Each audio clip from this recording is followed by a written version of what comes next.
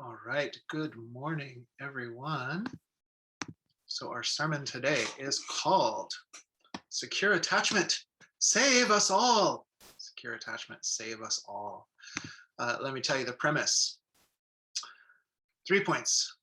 One, when we're insecurely attached, we'll learn about that if you haven't already heard of this terminology. When we're insecurely attached, we have trouble trusting, relating, and regulating our own emotions. Two, these qualities, trusting, relating, regulating our own emotions, are the exact capacities that humans need right now to grow through the challenges that face us as a planet. Through learning the right skills, we can not only change our own ways of being attached, we can also create environments in which others can grow into greater safety and openness. So here's your idea: secure attachment, save us all. Okay, well, let's find out, what do we mean by attachment? Have any of you, I can see some of you, will you wave to me? Have you heard of attachment theory, attachment style? Did you take a quiz online? Oh, I'm an anxious, slightly avoidant, but with a rising sign of disorganized or something like that. And that actually can happen. You can be like secure with an avoidant rising, or an Aries in anxious or something like that. That actually happens. So, but let's clarify, what do we mean by attachment? Well, first of all, have you heard of the Buddhist vacuum cleaner? That's right. It's Buddhist because it comes with no attachments. Okay, that's not the attachment that we're talking about, although they are related. So in some spiritual schools of thought, you will hear that, attachment is not as cool as non-attachment. Non-attachment in traditional, old traditional Buddhism is considered to be like a wisdom state of mind, whereas attachment can be kind of troubling. But they're talking about two different things when they mean that. The type of attachment that we're talking about was theory developed by John Bowlby and Mary Ainsworth. Around the 1950s, this really got rolling. And it was talking about, okay, have you ever observed this? If you have a little baby in your life, or have at any point, you'll notice if you're in the room with them, they'll go and they'll play around and do stuff. And then occasionally they'll run back and touch mom's knee. And then they'll go and play around, and then they'll run back and hang on to dad, just randomly for a second. Have you ever noticed this? Right? And they're tapping into their secure attachment figure. And then you've noticed this too, if they're playing and then mom goes, oh great, I can run into the kitchen and get a cup of coffee, and they go to do that when mom's not there, it's a big problem. This can become a catastrophe. This is a drama. So Bowlby recognized this phenomenon and used this as the basis of, the distress we feel when we're looking for our secure attachment object and we need soothing. He used to develop his theory of secure attachment and other attachment styles. So that's what we are talking about here. A quote from Bowlby, or a quote from a book about Bowlby's work, who says, according to Bowlby, the attachment system essentially asks the following fundamental question: is the attachment figure nearby, accessible, and attentive? If the child perceives the answer to this question to be yes, he or she or they feel loved, secure, and confident. And behaviorally, they are likely to explore their environment, play with others, and be sociable. If, however, the child perceives the answer to this question to be no, the child experiences anxiety. Okay, so the basics of the attachment theory: if the attachment figure is close by, we feel loved, confident, curious, we play. If we don't feel that a security is available to us, we get anxious. We don't feel like playing. We don't feel trusting. We don't feel loved. This is very important to the developing neural architecture of a young person, as many of us are. This is becoming a much more well-known thing. Okay, why do we need to know about secure attachment? Well, the good news, everybody, is that About 60%, according to one study by the Sutton Group, I believe it was, about 60% of the US population is securely attached. Bad news is, you just did the math, 40% of the population are not. That's a big number of people to have this kind of challenge with if you've ever had a bad day where you woke up and you just didn't trust people and didn't feel like playing well with others. That's kind of the feeling, according to this research, of not having secure attachment. 40% of the population having that as just the barrier that you start out all your interactions with. Whoa. Now you might be getting the sense why we might want to look into this particular aspect of our lives. Okay, so this study from a Sutton Trust, 4 out of 10 youth lack these strong emotional bonds with their attachment figure. Insecure attachment, 60% of children, I'm just going to read to you from this study, 60% of children develop strong attachments to their parents, which are formed through simple actions such as holding a baby lovingly, responding to the baby's needs. Such actions support the children's social and emotional development, which in turn strengthens their cognitive development, the researchers write. These children are more likely to be resilient to poverty, family instability, parental stress, and depression. Additionally, if boys growing up in poverty have strong parental attachments, they are 2.5 times less likely to display behavior problems at school. Pretty cool, the resilience that this kind of secure attachment gives you. Okay, on the other side though, the approximately 40% who lack secure attachment, on the other hand, are more likely to have poorer language and behavior before entering school. The effect continues throughout the children's lives, and such children are more likely to leave school without further education, employment, or training, the researchers write. Among children growing up in poverty, poor parental care and insecure attachment before age 4 strongly predicted a failure to complete school. So we ought to, I believe, we better ought to concern ourselves with this, because it really determines the tone and the potentials and the capacities of our entire society. Secure attachment then all boils down to feeling felt. One researcher, one writer that I like to read says, this concept of attachment boils down to feeling felt. The infant cries and it knows that mom or whoever the attachment figure is understands that they are distressed and is going to do about it. You have this sense that someone is feeling your feelings with you. And that seems to be innately soothing, to know that we know this as adults, right? To know if you're in distress and then someone lets you know beyond a shadow of doubt that you're not alone, well, all of a sudden, like 2 people are carrying the weight of your distress instead of just one.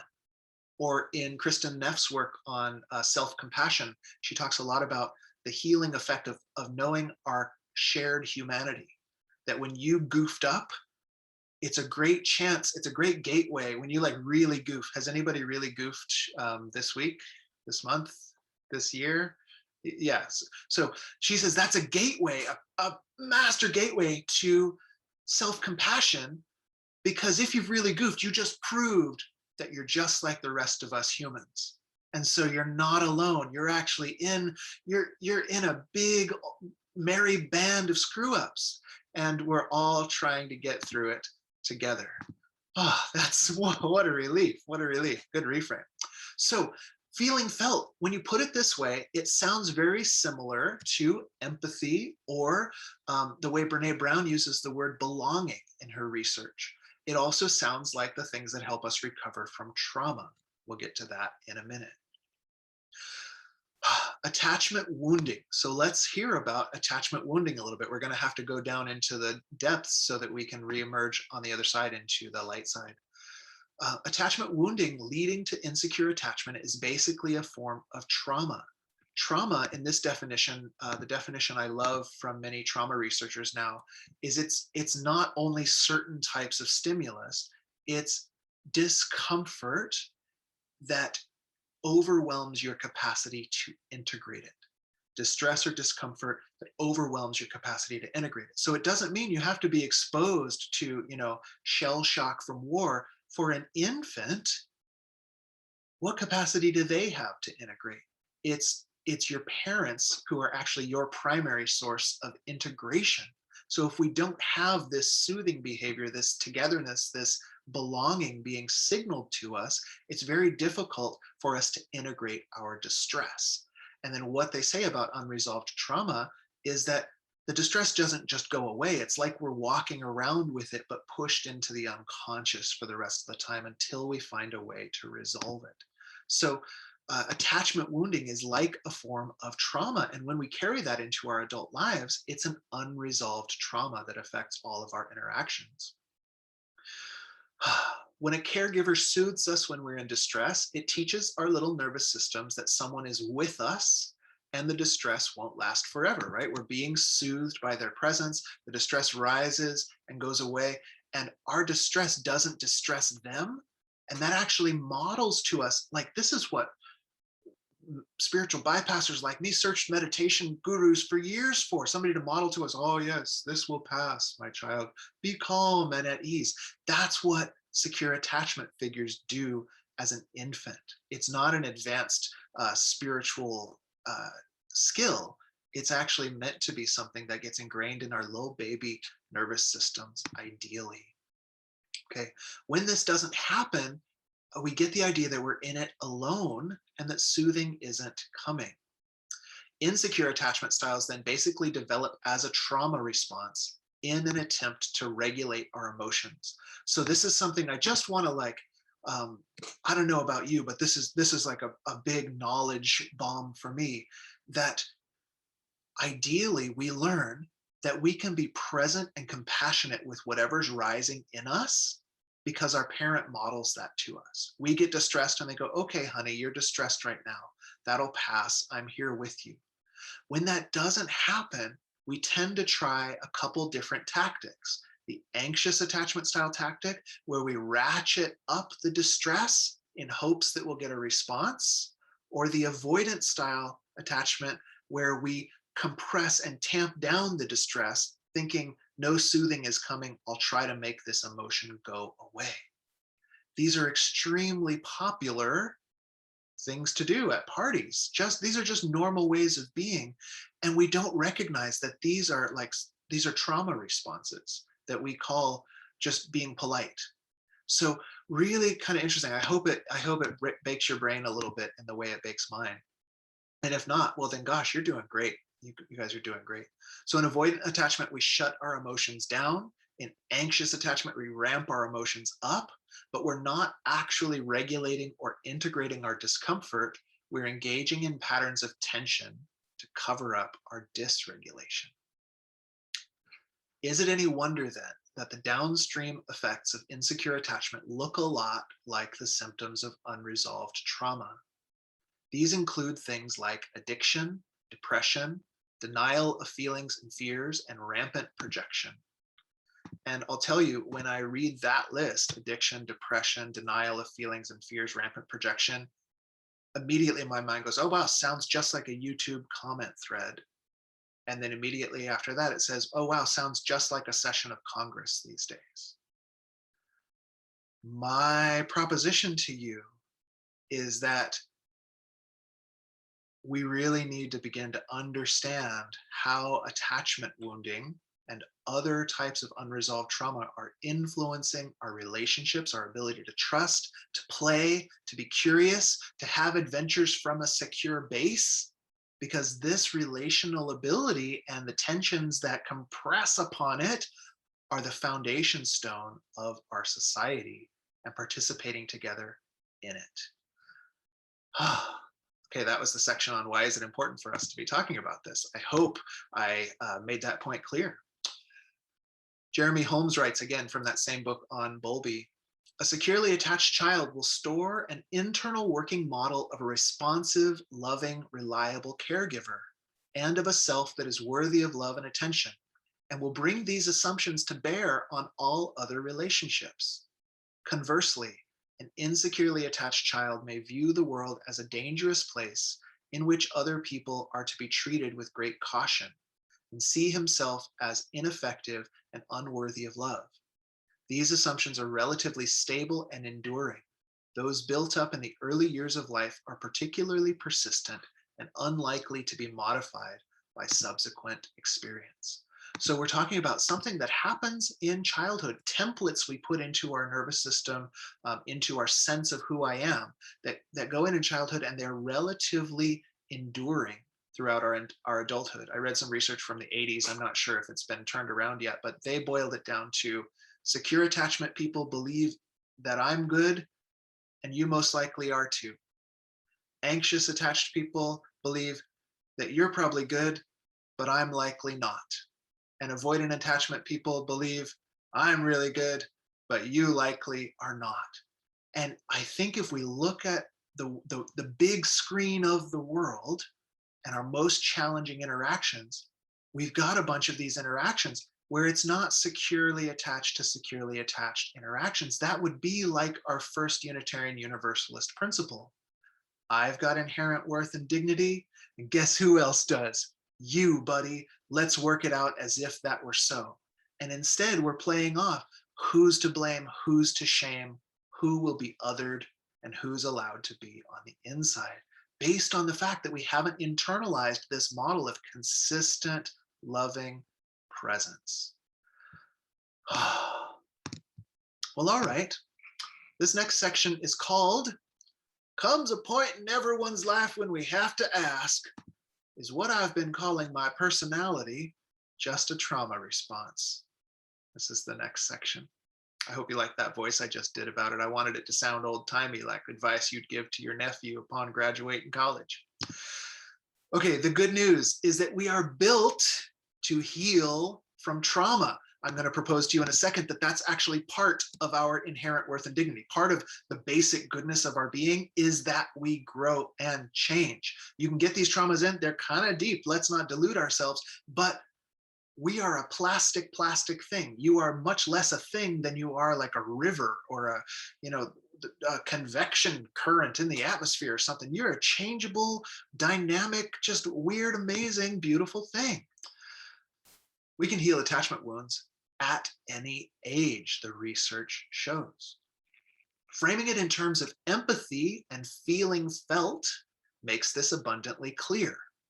So a couple examples. This is kind of like why traditional talk therapy works. This is one of the recommendations. If you look up, like I did this week, Psychology Today, how to heal attachment wounding, they always say like three things. They say, go to therapy, do mindfulness, and hang out with securely attached people. Okay, well, why? Well, if you go to therapy, the therapist holds that compassionate, loving, consistent presence for you until you can learn to do it for yourself. Ideally, this is the ideal Carl Rogers called unconditional positive regard, right? You're distressed and they model to you what would it be like to allow that to come up, not act it out necessarily, but also not repress it and just be able to be with unconditional positive regard. Well, what happens in mindfulness? The same thing, but you do it in yourself. You train your mind, whatever's coming up, I can be open-hearted enough, big-hearted enough to be with it, to love myself through it. What about hanging out with secure attached people? Well, the anecdotal, I think, reports that is so far seem to show that, like, if your attachment style is a little not your favorite, but you find a partner who's securely attached, they rub off on you because you start to act out, and then they're so securely attached, they're like, okay, honey, well, I'm sure it'll be fine. Come here. Do you want a hug? I mean, I'm here for you. Whatever's going on. And all of a sudden your mind starts to go like, I didn't even know that was possible. And these little glimpses in mindfulness, whoa, I sat with it and the emotion resolved. In therapy, wow, they're just really not going to judge me, are they? In relationship, they're consistent. If you can get one of these, it can actually start to rewire these deep level assumptions about how life, me, the world, and relationships work. We can actually begin to heal attachment wounding at any age. And of course, the best trauma therapies that we know of to date all work with creating a sense of safety and peace within, and then learning to re-experience discomfort from that well of safety, openness, and peace. This is how we learn to resolve these distresses inside of us. Maybe the best part about being a human is that we're not stuck. We can almost always learn, transform, and grow. But another amazing part about being human is that it might just be the case that the fear, distrust, polarization, shaming, and blaming that we're so used to is not who we really are, but merely a wound that we are trying to protect.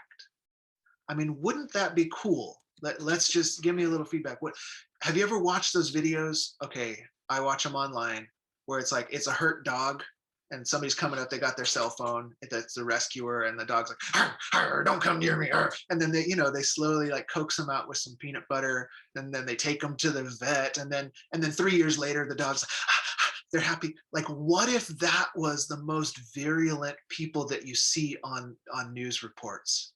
What if they were that dog? That it's not like some will say that there are no bad dogs in the world, just bad training, just bad training. What if all of just the nasty parts of humanity are not actually part of humanity at all, but an aberration? And who we really are is that first Unitarian Universalist principle that we have an inherent worth and dignity.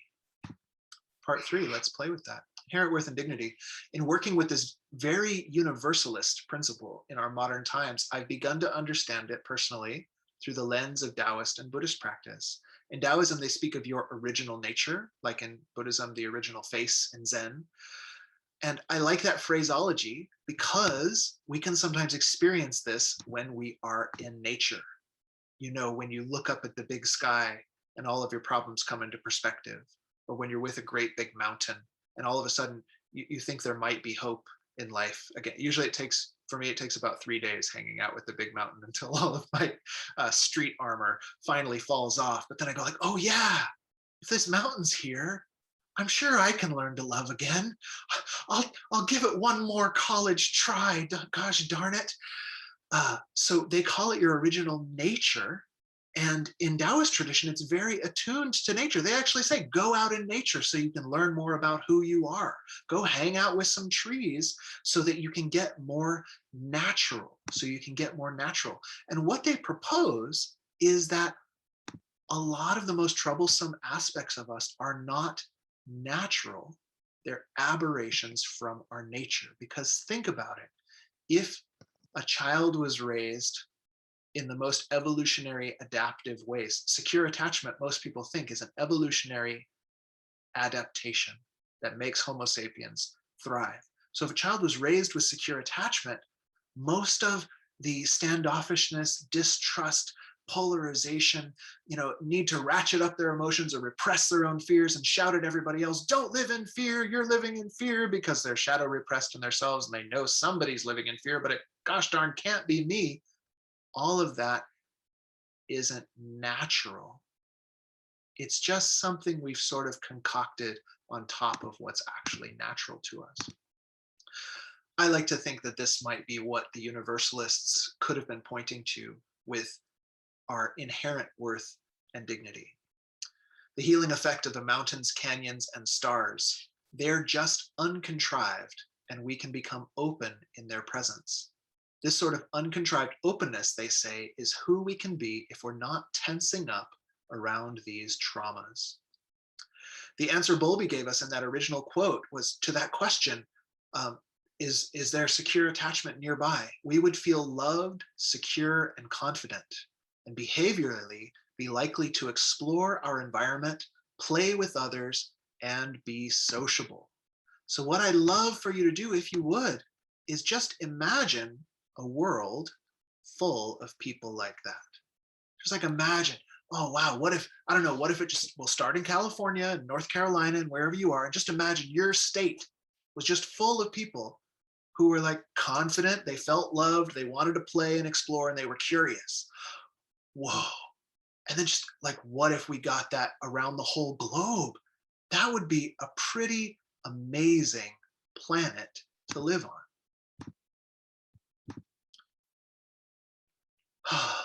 The ancients, like our universalist ancestors and my Taoist and Buddhist lineage masters, have taught us that this loving, confident, and playful being is all of our human potential. And research, it seems, may be beginning to confirm this idea.